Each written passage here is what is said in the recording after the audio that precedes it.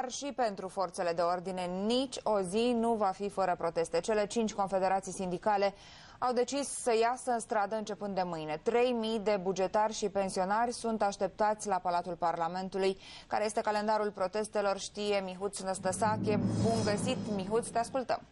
Bun găsit! Un lanț uman în jurul Parlamentului, așa va fi primit premierul Emil Boc luni cu pachetul de austeritate. Între orele 13 și 18, câte 600 de persoane de la fiecare confederație sindicală vor înconjura Palatul Parlamentului. Tot luni vor fi lipite afișe cu fotografiile parlamentarilor din arcul guvernamental PDL, UDMR și independenți în jurul sediilor de partid și al birourilor parlamentare. Marți și miercuri, între orele 8:30 și 10:30, se va desfășura un meeting tot la Parlament.